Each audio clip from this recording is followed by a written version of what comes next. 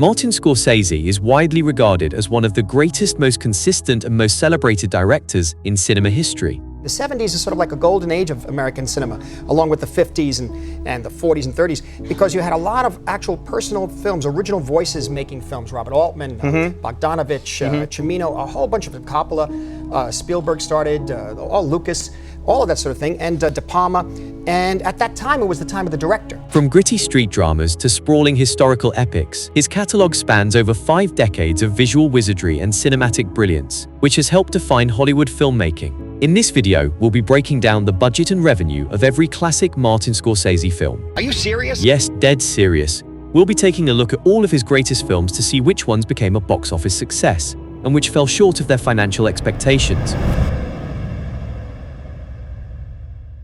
Mean Streets stands as a defining pillar of classic Hollywood crime drama. This was Scorsese's first truly personal film, but this was by no means his directorial debut. He had already directed a film called Who's That Knocking at My Door in 1967 and Boxcar Bertha in 1972. Mean Streets stood apart from Scorsese's earlier work. It was raw, deeply emotional, and loosely drawn from his own experiences growing up in Little Italy. And I worked on it for like 6 or 7 years on the script myself and my old friend Martin, who came from NYU with me.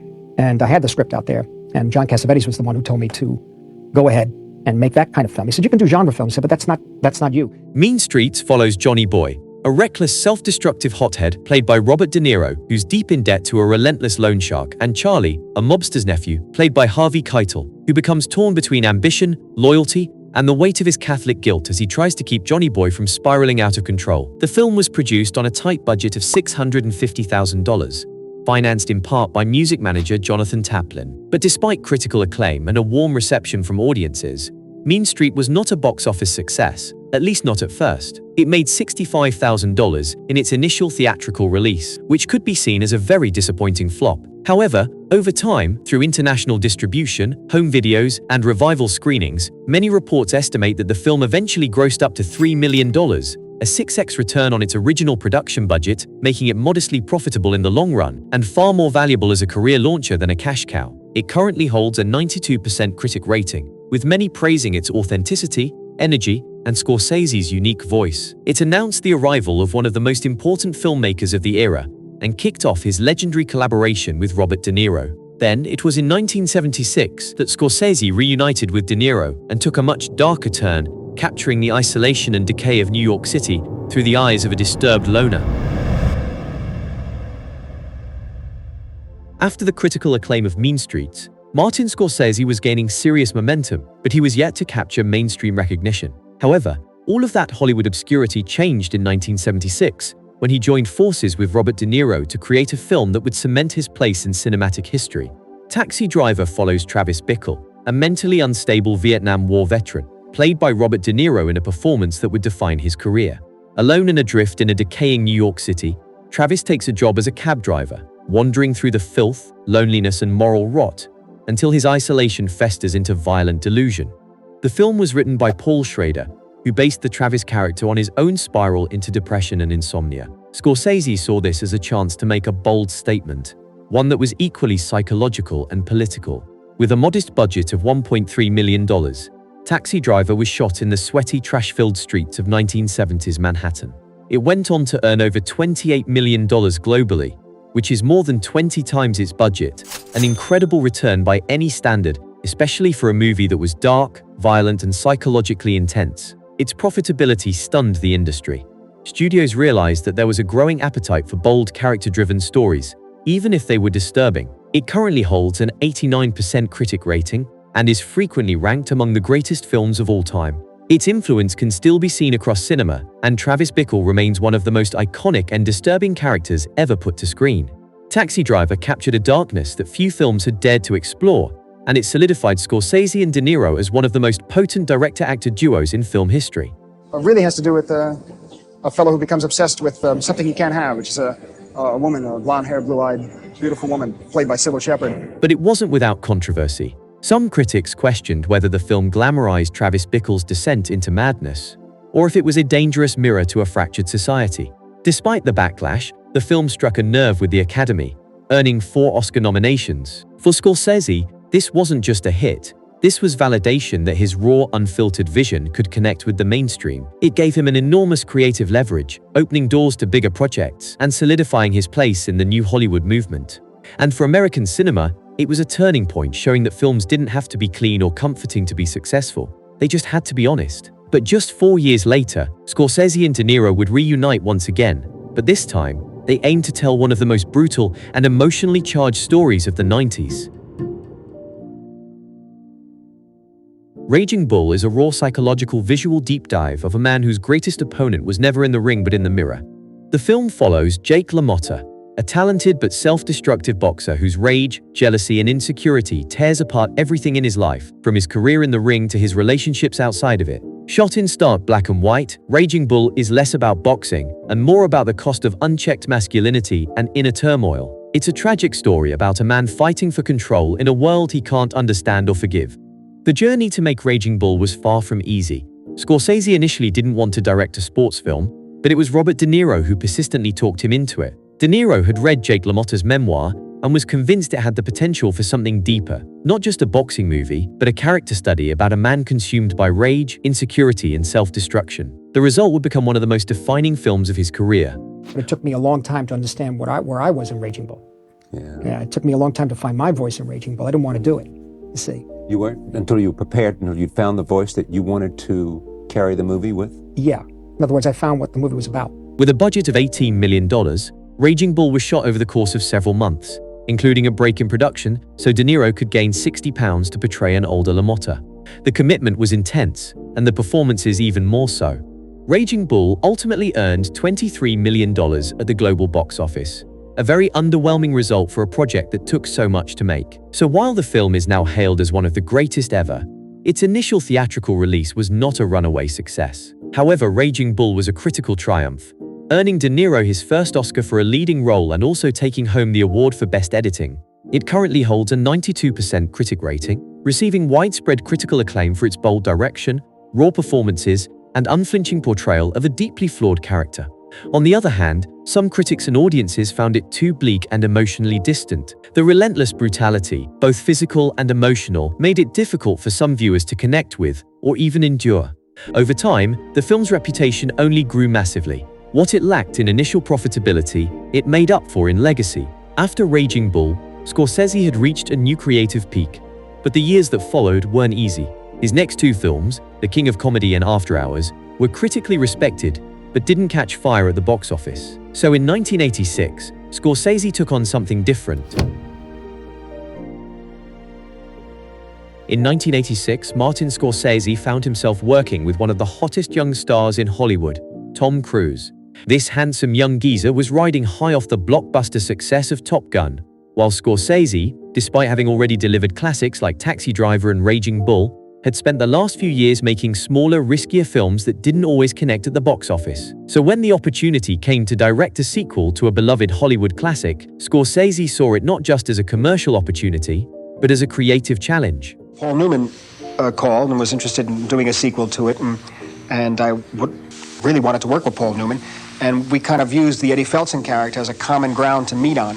The story picks up decades after The Hustler, following Eddie Felson, now retired and comfortably removed from the pool halls of his youth. But when he meets Vincent, a talented and cocky young fella, Eddie sees a chance to relive his past by molding a new hustler in his image. The film was made on a budget of $10 million, and it pulled in over $52 million at the box office, a very strong commercial success, especially for a character-driven sports drama.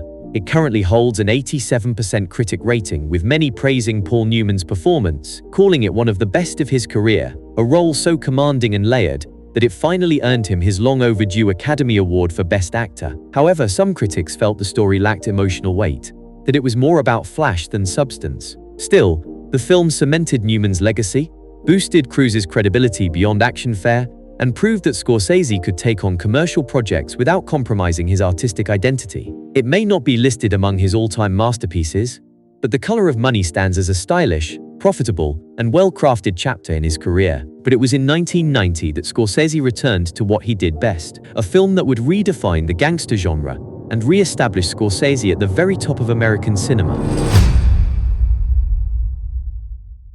Goodfellas is widely regarded as one of the greatest films ever made, not just in the gangster genre, but in all of cinema. The influence of this film is everywhere. In shows like The Sopranos, in the pacing of modern crime dramas, in how filmmakers use narration, rock music, and frenetic editing to immerse viewers in a world that feels both exhilarating and dangerous. But behind the scenes, it wasn't just another mob movie. Scorsese had teamed up with journalist Nicholas Pileggi to adapt Wise Guy, a non-fiction account of Henry Hill, a low-level mobster who eventually turned informant. Scorsese loved the structure of the book, especially how it didn't build toward one grand climax, but instead mirrored real life, with sudden turns, paranoia, and collapse. He insisted on authenticity, using real mob slang, hiring actors with lived experience, and even bringing in real-life wise guys as extras. The idea was to be as accurate as possible to the lifestyle. And Henry's tone in the book, from which all the voiceover is taken, had that sense of exhilaration, and had that sense of children aspiring to see these powerful men in the neighborhood, wanting to be like them. The plot follows Henry Hill, a kid from Brooklyn who's seduced by the allure of the mob. We watch as he rises through the ranks alongside the cold-blooded Jimmy Conway and the unpredictable Tommy DeVito. Unfortunately, this kind of power comes at a price, and by the end, Henry's entire world is crashing down. Goodfellas was made on a relatively modest budget of $25 million and earned $47 million worldwide. For a film that would go on to be one of the most celebrated in cinema history, its theatrical run was extremely modest. It faced stiff competition in 1990, and its gritty tone, violent content, and R rating kind of limited its audience. But over time, Goodfellas found its legs elsewhere, becoming a major success in the home video market, cable TV, and eventually, streaming. Critically, Goodfellas was a golden sensation. It currently holds a 94% critic rating, with critics praising its realism, pacing, and performances, particularly Joe Pesci, who won the Oscar for Best Supporting Actor for his terrifying portrayal of Tommy. However, not all reactions were positive. Some critics at the time felt the film glorified violence or lacked a clear moral center. Others were disturbed by the film's pacing and graphic brutality. Over time, Goodfellas has only grown in stature. Many now view it as Scorsese's definitive work, a film that distilled all his favorite themes: loyalty, power, corruption, and the cost of chasing the American dream. If you're tougher than the other person, well, eventually, if you don't use your brain, you're not going to wind up anywhere. That's what happens with the Joe Pesci character.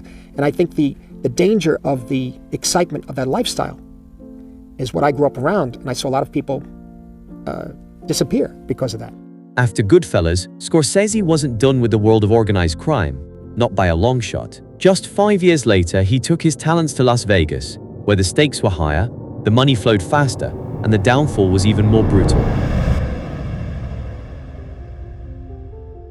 Casino is a classic crime epic loosely based on the true story of how the mob rose to power in Las Vegas, built an empire, and ultimately lost it during the 1970s and early 1980s. The film follows Sam Ace Rothstein, a gambling expert sent by the mob to oversee a Vegas casino. As he builds an empire, his life unravels thanks to his volatile enforcer Nicky and his toxic marriage to his gold-digging wife, Ginger.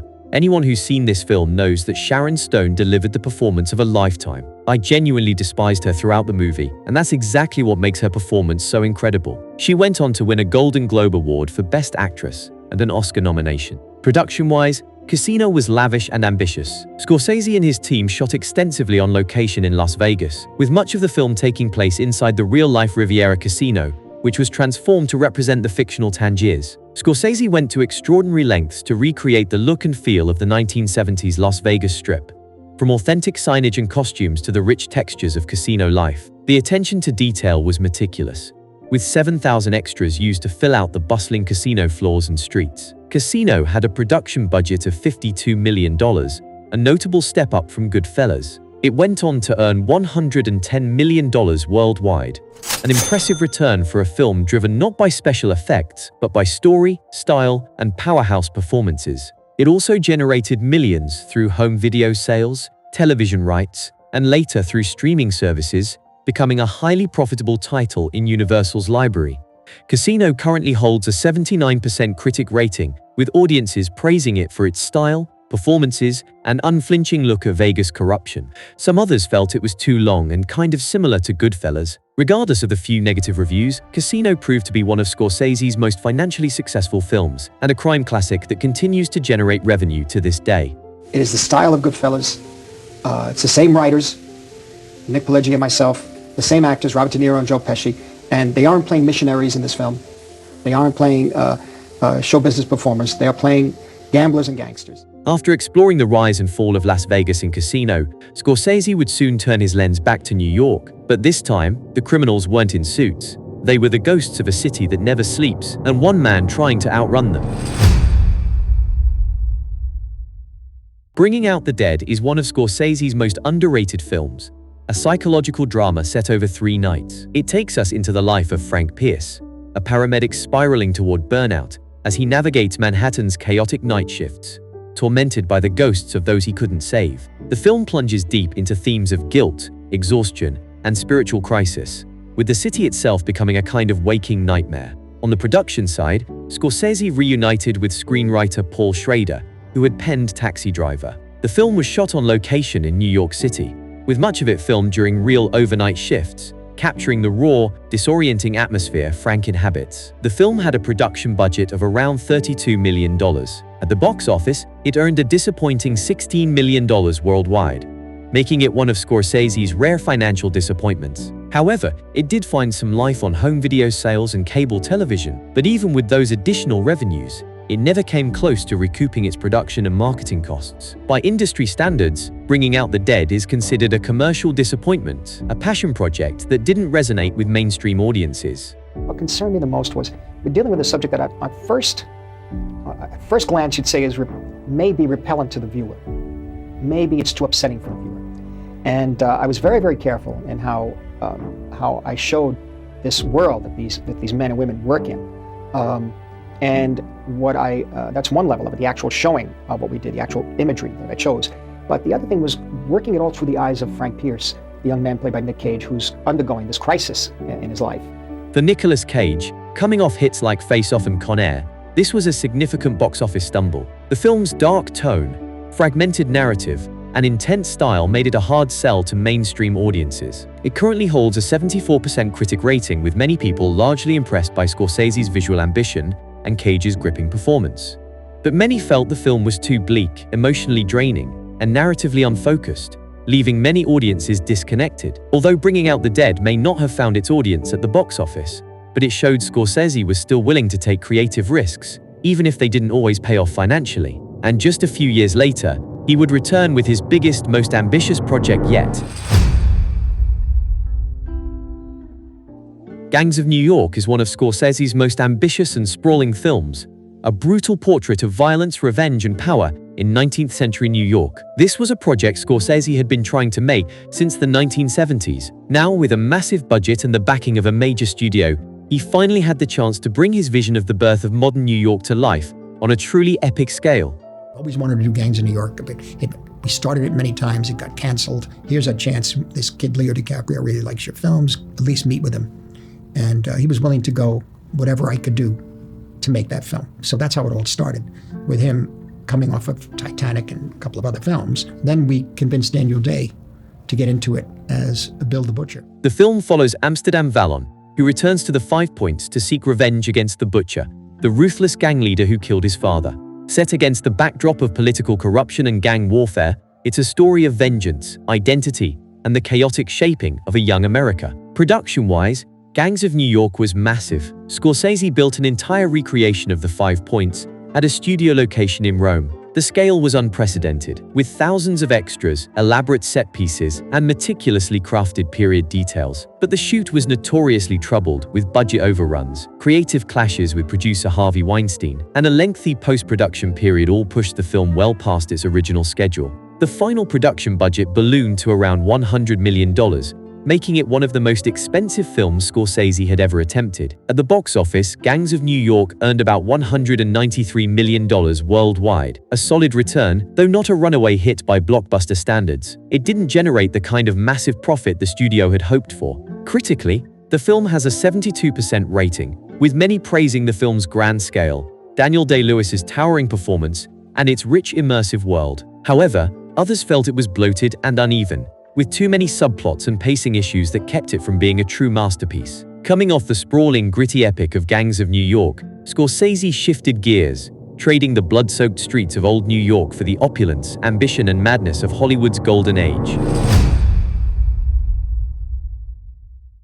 The Aviator is a sweeping biopic that follows the rise and unraveling of aviation pioneer and eccentric billionaire Howard Hughes. We follow Hughes as he revolutionizes Hollywood and the airline industry, all while battling severe obsessive-compulsive disorder that ultimately consumes him. The film paints a portrait of genius, obsession, and the dark side of relentless ambition. In one of the finest performances of his career, DiCaprio fully embodied Howard Hughes, capturing both the genius and the descent into madness. Scorsese reunited with DiCaprio after the critical success of Gangs of New York. The project had been in development for years, with big names like Christopher Nolan and Michael Mann previously attached. But once Scorsese came aboard, he saw it as a chance to blend old-school Hollywood spectacle with a deeply personal story of mental struggle. I developed a script. Michael Mann actually developed it for a while, and then he went off to do Ali, and I was sitting there with this screenplay, and I remember sending it over to Marty in hopes that he'd be interested in it. And I think his first thing he said, well, look, he doesn't know anything about aviation, but he didn't know anything about boxing either, and he did Raging Bull, so he's going to take a look at it. The film's scope demanded a massive undertaking, but this attention to detail paid off on screen. The Aviator had a production budget of approximately $110 million and went on to gross $213 million worldwide. While that's certainly a solid return, especially for an epic biopic, it didn't quite double its budget, meaning after marketing and distribution costs, the margins must have been extremely modest. However, considering the awards recognition, critical acclaim, and long-term prestige it brought to everyone involved, The Aviator can still be viewed as a respectable success. It currently holds an 86% critic rating, with many critics praising it for its grand scope, majestic visuals, and DiCaprio's powerhouse performance. On the flip side, a few people felt the film was too long and emotionally cold in some parts. However, regardless of the negative reviews, The Aviator went on to win 5 Oscars, proving that Scorsese could successfully tackle a grand old-school Hollywood biopic. But just 2 years later, he'd stripped things down again, trading old-school glamour for gritty modern crime.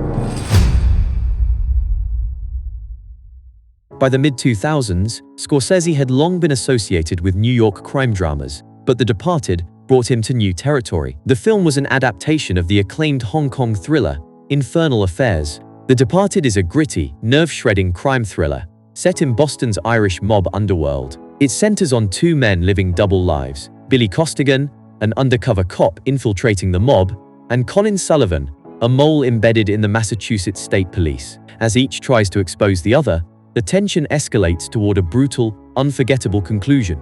The Departed was shot primarily on location in Boston, with Scorsese crafting a fast-paced, high-stakes visual style that mirrored the story's paranoia and tension. Jack Nicholson, in particular, was given room to improvise and deepen the character of mob boss Frank Costello, adding layers of unpredictability to the film. The Departed had a production budget of $90 million, which was a sizable investment for a bad guy crime drama. But this investment paid off in a massive way. It went on to gross an impressive $291 million worldwide, which was by far the biggest box office success of Scorsese's career at the time. It was definitely a runaway financial hit, not only making back its budget, but also tripling it. It currently holds a 91% critic rating, with many praising its sharp writing, tense direction, and electric performances, especially DiCaprio and Nicholson. However, a few critics felt the film leaned too heavily on genre tropes, and some argued that it couldn't fully escape comparisons to the original Infernal Affairs. But overall, The Departed was widely regarded as one of the best films of the year and of Scorsese's career. It also earned Scorsese his long-overdue Oscar for Best Director, and it won Best Picture at the Academy Awards. I'm overwhelmed with this honor with the Academy, and also the honor of being presented by my old friends. We go back 37 years.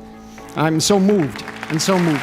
Scorsese was now free to explore new genres, with bigger budgets and total creative freedom. That led him to tackle something very different, a chilling psychological thriller, one that would push both his visual style and his lead actor to their limits.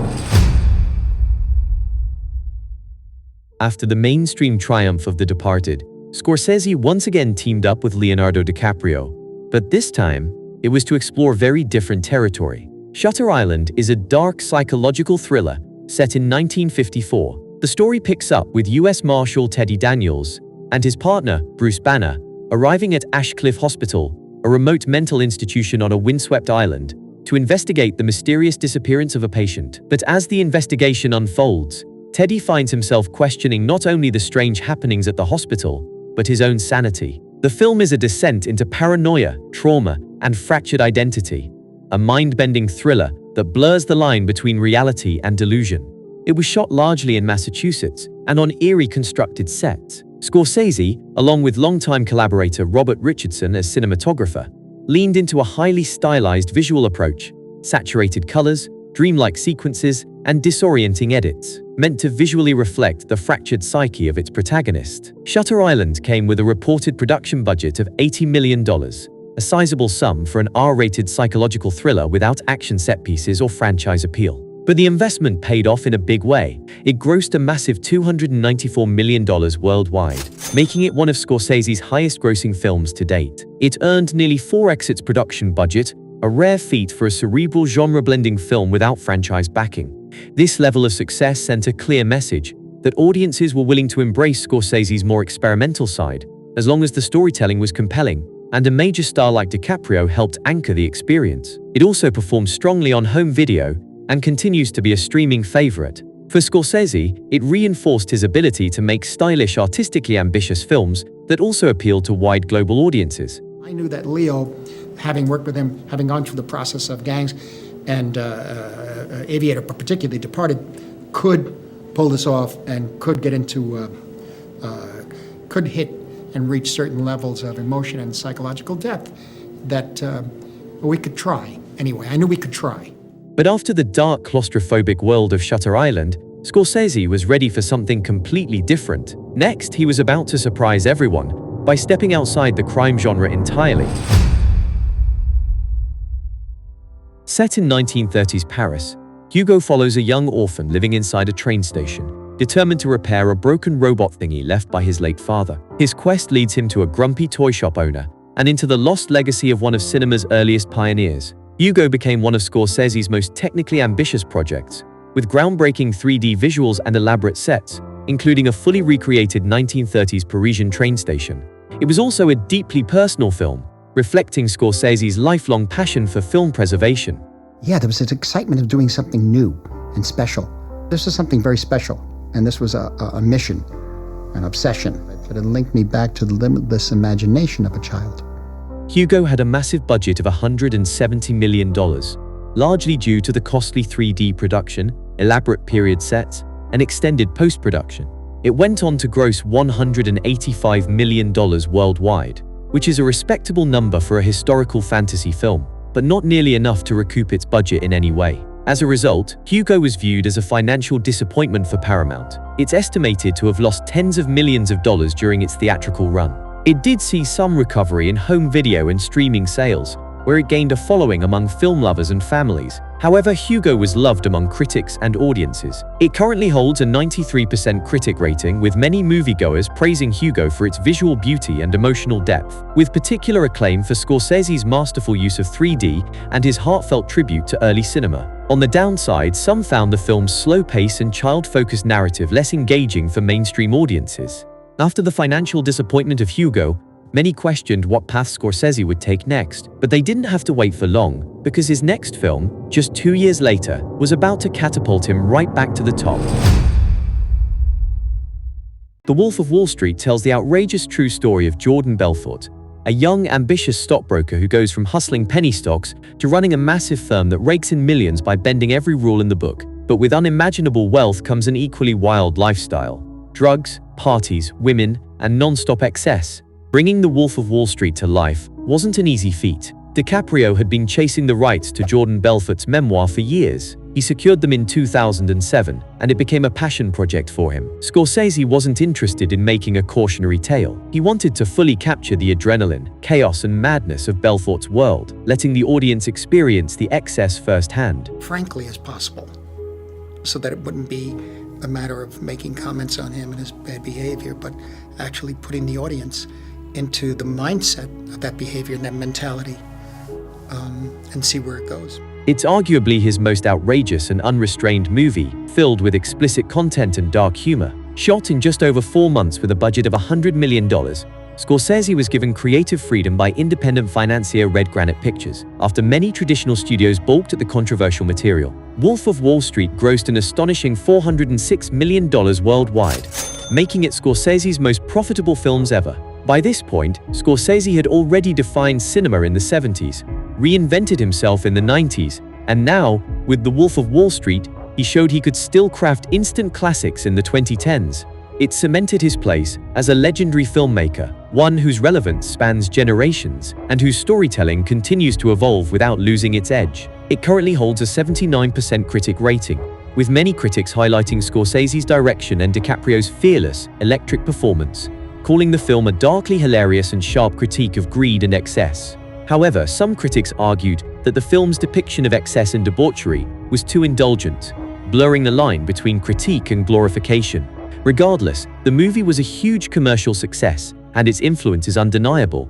After The Wolf of Wall Street, Scorsese would go on to direct another iconic film called The Irishman, a 3-hour reflective mob saga, reuniting him with Robert De Niro, Joe Pesci, and Al Pacino. Though it earned high praise as a late-career masterpiece, it was released exclusively on Netflix, which means there are no official box office numbers to measure its financial impact. However, Scorsese wasn't done. He would soon return with yet another ambitious epic, a haunting tale of greed, power, and betrayal, set against the backdrop of early 20th century America. Set in 1920s Oklahoma, Killers of the Flower Moon tells the chilling true story of the Osage Nation, a Native American tribe that became incredibly wealthy after oil was discovered beneath their land. But that wealth soon turned to tragedy, as members of the tribe were systematically murdered in what became known as the Osage Reign of Terror. At the heart of the story is Ernest Burkhart, a World War I veteran caught between loyalty to his powerful uncle and his love for his Osage wife, Molly. What unfolds is a harrowing exploration of greed, corruption, and racial injustice. Scorsese had been developing this project since around 2017, adapting David Grann's acclaimed book with the same name. This was a huge production for Scorsese, filmed largely on location in Oklahoma, with close collaboration from the Osage Nation to ensure authenticity. It also marked Scorsese's first major collaboration with Apple Original Films, who provided significant financial backing. The movie carried a massive budget of $200 million, making it one of the most expensive films of Scorsese's career. At the global box office, Killers of the Flower Moon earned $156 million. Although it didn't double its massive budget in theaters, it generated strong buzz, awards recognition, and considerable viewership on Apple TV, making it a valuable prestige asset for Apple. In the traditional box office sense, it wasn't a blockbuster hit. But in the evolving streaming world, it was considered a strategic success that kept Scorsese's brand alive and thriving. In today's world, streaming platforms have become the new cinema, offering directors creative freedom and funding when traditional studios won't take the risk. Few filmmakers have adapted to these changes quite like Martin Scorsese. His career is living proof that while the industry evolves, true artistry would always endure. A young person wants to express themselves and take a video camera and go out, they're going to find that they have to frame the image. And in framing the image, they're going to find that they have to interpret what they want to say to an audience. So how do you point the audience's eye to look where you want them to look and to get the point, the emotional, psychological point that you want to get across to them? From gritty street-level dramas to sprawling epics, his work spans over 5 decades of impeccable storytelling filled with creative risks, unforgettable characters, and a visual language that reshaped the way movies are made and experienced. That's it for today. If you enjoyed this video, please leave a like and subscribe to the channel for more deep dives into the world of movie budgets and box office revenues. Thank you so much for watching.